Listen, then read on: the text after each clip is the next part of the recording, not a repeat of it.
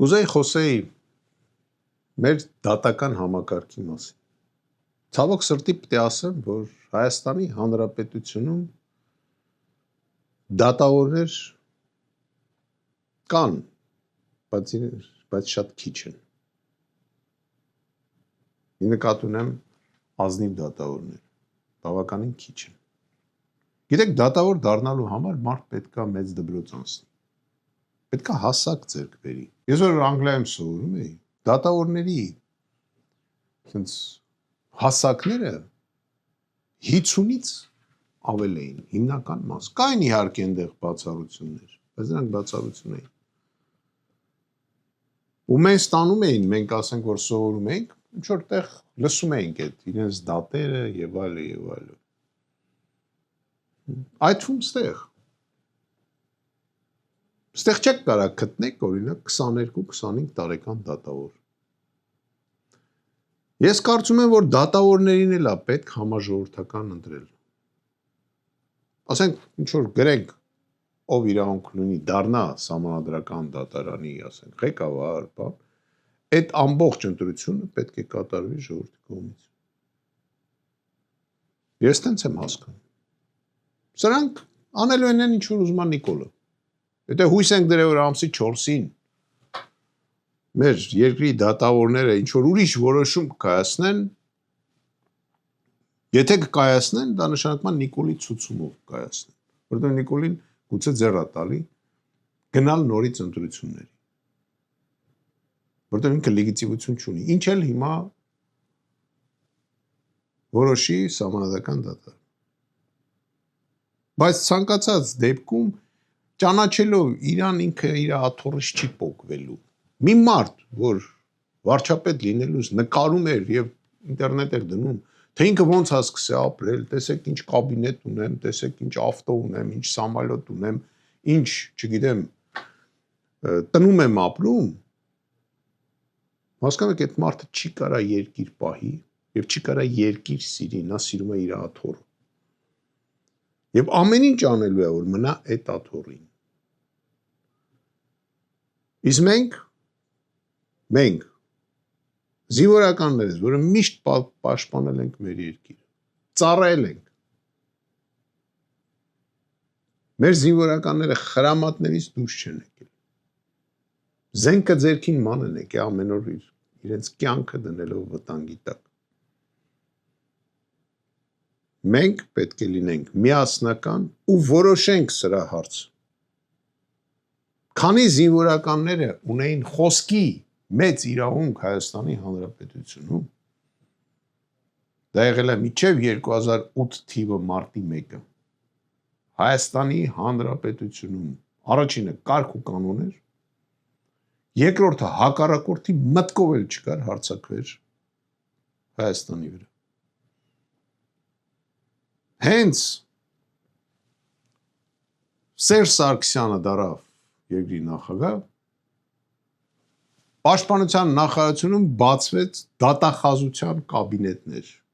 Մարդկանց սկսեցին կոլեգիայի ժամանակ գնդապետներին կալանավորել, նարուշնիկներ հարցնել, ձեռքները տանել։ Գնդապետներին։ Դա սկսեց Սերժ Սարգսյանը։ Սերժ Սարգսյանը 16 թվականից սկսեց նկարել թազա սահմանադրություն։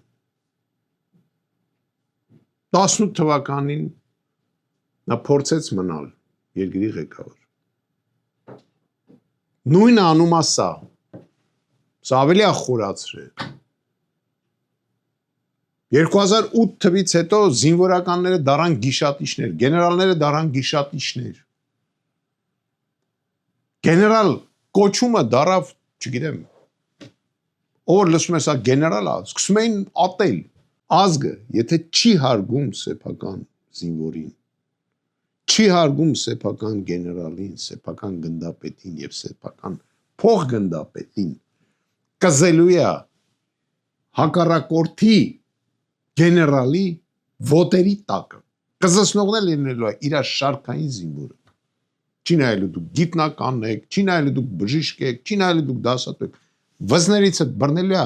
չոքսնի իր գեներալի դեմ, որտեղ նման վերաբերմունք գեներալիտետին աշխարհում միայն ու միայն կա թուլիկ կզած երկրներում։ Կհիշենք, որ Ռուսաստանում 90-ականներին նույն վիճակում էին ստեղի գեներալները եւ գնդապետները։ Իրեն գալիս էին Հայաստան եւ ասում էին ինչքան լավ են ձեզ ձեր ժողովուրդը վերաբերում։ Մենք նույնիսկ վախում ենք, ասում եմ, փողոցով համազգեստով ման գանք։ Չեչենները դե սկսին գլուխ բարձրացնել, թաթարները դե սկսին գլուխ բարձրացնել։ Զորքը չէր կարող կռվել։ Համարյա երկիրը տանում էին տալի։ Իսկ երբ որ երկրի ղեկավարը դարավ սպա, իդեմս այսօրվա նախագահի, ամեն ինչ ընկավ իր տեղը։ Զինվորը ստացավ իր տեղը, գեներալը ստացավ իր տեղը, բժիշկը իր տեղը։ Եվ տեսեք, սաղ աշխարհի դեպք կռվում են։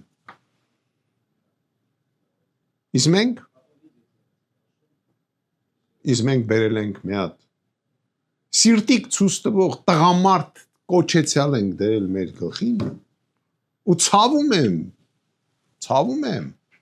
որ ժողովրդի 20-25%-ը հաստատ գնացել է դրան ընտրելը։ Ցավում եմ։ Ինչ ասեմ։ Ցավում եմ։ Մենք պետք է խելքներս գլուխս հավաքենք, ժողովուրդ։ Մենք պետք է հասկանանք մենք ինչ ենք ուզում։ Մենք ուզում ենք լավ ապրել։ Կզած վիճակում լավ չես կարող ապրես։ Նույնիսկ եթե ձեր փողոցում դու ունես խանութ, քո խանութը պետք է պաշտպանես։ Պետք է պաշտպանես։ Հա, հարկայինից, պետք է պաշտպանես դատախազից, քննիչից, ոստիկանից, եւ մյուս նմանատիպ խանութ ունեցող անձից։ Նույնը երկիրն է։ Եթե ունես երկիր, պետք է պաշտպանես այդ երկիրը։ Հակառակ դեպքում լավ չես ապրի։ Եթե չպաշտպանես, հարկայինը գա փող տաս, դատախազը գա փող տաս, խանութը տեր լինելու ժամանակ, խանութը պետք է փակես, կամ էլ ում բարես աշխատելու։ Իրանց համար, ուրեմն պետք է փակես օֆիսը թողես գնաս։ Նույնը հիմա երկիրն է։ Ես հասարակ լեզվում եմ բացատրում։ Նույնը երկիրն է։ Եթե շուկա ունես, այդ շուկան պետք է պաշտպանես։ Գնացեք մի հատ շուկա, փորձեք մի տեղ մտնեք, տեսեք քանի օք կան կասեն ես քո տեղը չի։ Բայց մենք ո՞նց ենք հանձնում Ռուսաստանի շուկան։ Կազախներին, կիրգիզներին ուրախացել են։ Տաջիկներին ուրախացել են։ Իրանց ապրանքն են բերում մեր ապրանքի տեղը։ Այն որ գնացել են, այստեղ ծիրանը ծախում են Միջին Ասիայից, պամիդորը Միջին Ասիայից, հայկական ոչ մի բան չկա, հայկական խանութը փակվել է, մենք շուկա ենք կորցնում, Ժորժ ջան, հարցը ռուսը չի, ռուսին կարակ չսիրեք, կարակ ապեք,